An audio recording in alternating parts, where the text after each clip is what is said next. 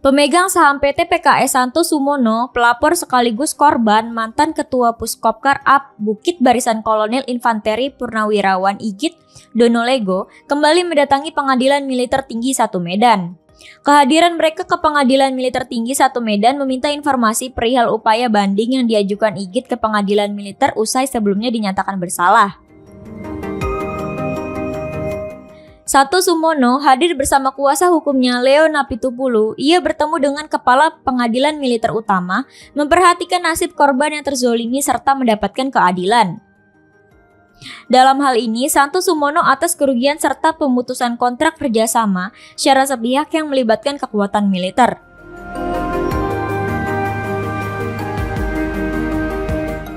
Igit telah dinyatakan terbukti menyalahgunakan kekuasaannya saat menjabat Ketua Puskopkar dengan mengakhiri kerjasama dengan pelapor Santo Sumono.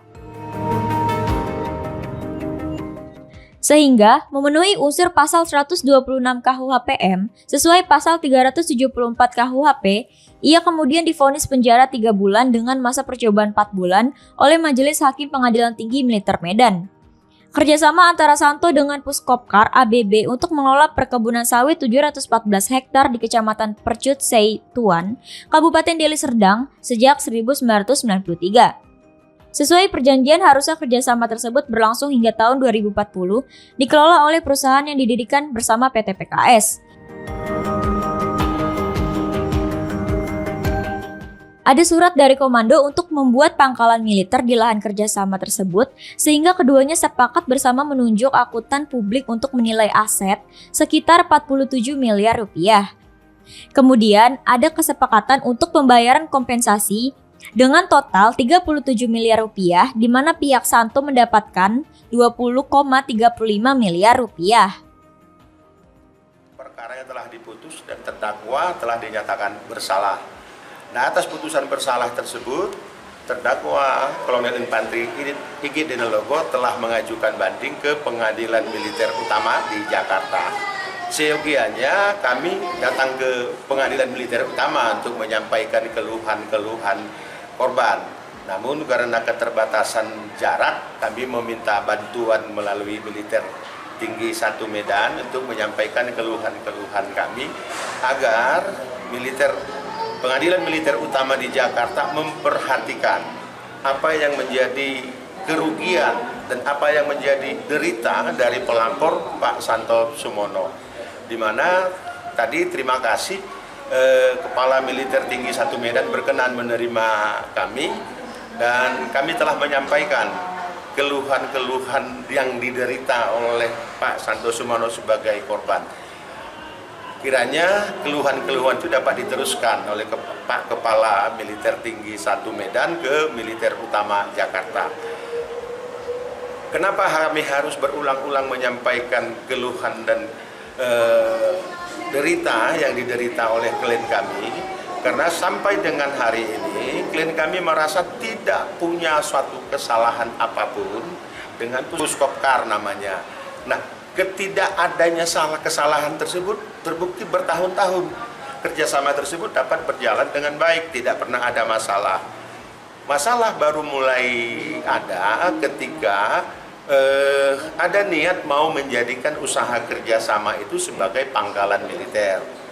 Nah, karena itu diniat untuk menjadi pangkalan militer, tentu kita harus tunduk kepada kepentingan negara. Awalnya kan itu. Nah, karena kita tunduk dan setuju terhadap kepentingan negara, maka ada kesepakatan untuk menyelesaikan, mengakhiri usaha kerjasama tersebut. Di mana atas kesepakatan mengakhiri usaha kerjasama tersebut telah dilakukan penghitungan aset yang semula berdasarkan penghitungan akuntan publik lebih kurang 47 miliar.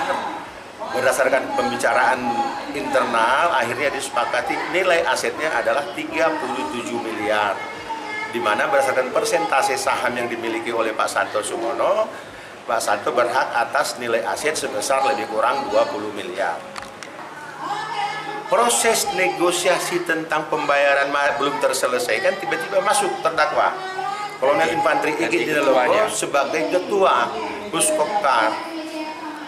Beliau bukan meneruskan kesepakatan yang sudah ada, malah beliau mengakhiri hubungan kerjasama tersebut, memberhentikan Pak Santo dan lapangan lahan kerjasama dikuasai secara sepihak dengan mengusir para pekerja, bahkan melibatkan oknum tentara dari salah satu satuan, sehingga seluruh pekerja tidak lagi dapat beraktivitas di lahan tersebut.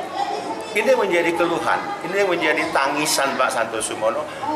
Kompensasi ganti rugi belum diterima, lahan telah dikuasai secara sepihak, malah hasil kerja keras itu diserahkan kepada pihak ketiga. Ada nama Rudi dan Aspin yang hanya tinggal mengambil hasil panen dari apa yang sudah dikerjakan. Tentu ini menjadi tangisan dari Pak Santosomono, sehingga beliau berharap keadilan dapat ditegakkan agar terdakwa yang menurut kita telah menggunakan kekuasaan yang ada padanya secara berlebihan. Karena beliau sebagai ketua Puskopat atau ketua Puskopkar telah menggunakan kekuasaan yang ada padanya secara berlebihan dengan menghentikan kerjasama, bahkan menguasai lahan secara sepihak dan menikmati hasil panennya.